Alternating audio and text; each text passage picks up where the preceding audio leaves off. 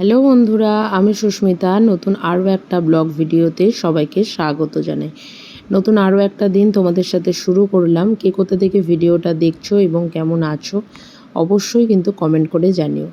আজকে সকালবেলা ব্লগটা শুরুই করেছি স্টেশন দিয়ে। মাঝে মাঝে এরকম ব্লগ কিন্তু আমি শুরু করেই থাকি, যখন কেউ বাড়ি যায় বা যখন আমরা নিজেরা বাড়ি যাই তখনকার জন্য। তো আজকে বাড়ি যাচ্ছিল প্রিয়াঙ্কা, মানে আমার ভাইয়ের বউ।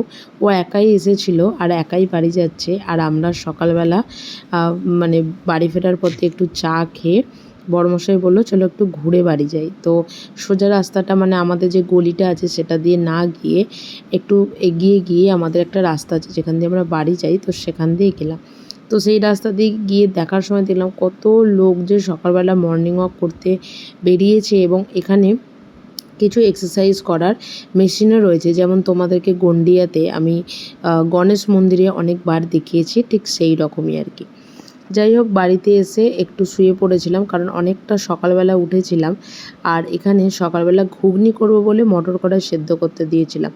কিন্তু ছোটোবেলায় যেমন আমি ঘুগনির সেদ্ধটা খেতে ভীষণ ভালোবাসতাম, ঠিক বড়মশাইও আজকে বলল যে শুধুমাত্র ঘুগনি করতে হবে না সকালে, আমি ওই সেদ্ধ দিয়ে মুড়ি খাবো। যাই হোক, আমারও কাজ কমে গেল, কী আর করা যাবে। তো এসে বেশ কিছু জামা কাপড় এখানে ধুয়ে দিয়েছিলাম, কারণ বৃষ্টিটা বলেইছি এখানে অনেকটা কম, তাই এখানে যতটা সকাল থেকে শুকিয়ে যায় ততটাই আর কি ভালো। আর এই যে জায়গাটা আমি এখন আপাতত জামা কাপড় শুকাতে দিচ্ছি, সকালের টাইমে এখানে রোজকার ভালো রোদ থাকে, মানে মোটামুটি এতটা ভালো রোদ থাকে যে জামা কাপড় খুব ভালোভাবে শুকিয়ে যাবে আর কি। আর যেহেতু অনেকটা সকালবেলা উঠেছি, তাই এসে শুয়ে রেস্ট নিলেও খুব একটা ঘুম হয়নি, তাই সকাল সকাল কাজগুলো করে নিচ্ছি।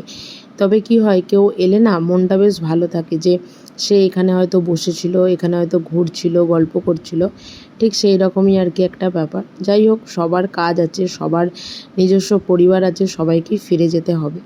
তো এখানে খাওয়া দাওয়া সেরে এখানে ঠাকুরের পুজো করছিলাম।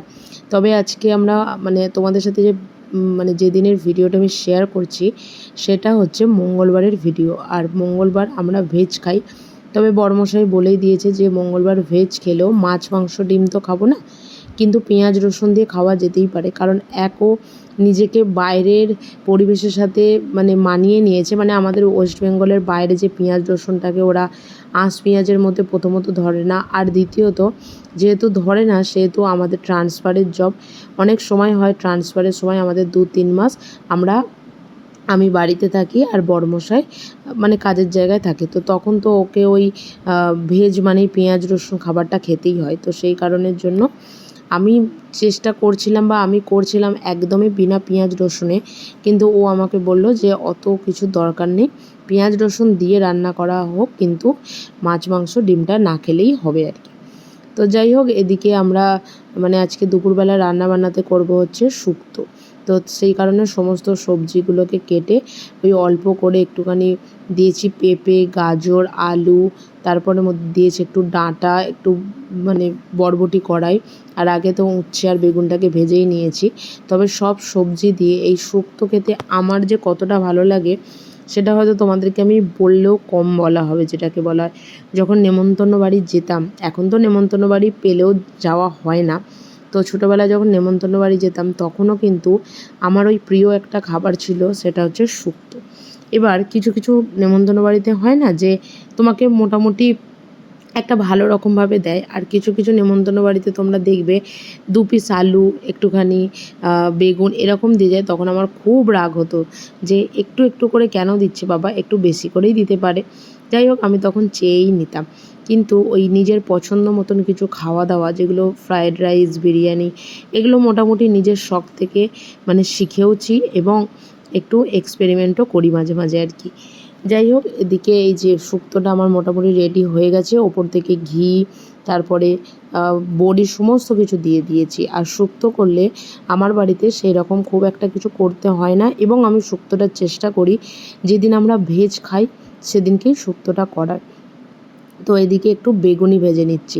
গরম গরম মুচমুচে বেগুনির সাথে শুক্তোর কম্বিনেশান কিন্তু আমাদের বাঙালিদের কাছে একটা মানে কি বলবো, একটা বিশাল একটা মানে কম্বিনেশান যেটাকে বলে, আমার কাছে তো একটা বিশাল, যা আমি জানি না কার কার কাছে কীরকম। তো ওদিকে যতক্ষণ বেগুনিগুলো ভাজা হচ্ছিল ততক্ষণে বড়মশাই খেতে চলে এসেছিলো, তো সেই কারণের জন্য ওকে আগে খেতে দিয়ে দিচ্ছি, তারপর নিজের খাবার নিয়ে আসবো আর তারপর রান্নাঘরও পরিষ্কার করব।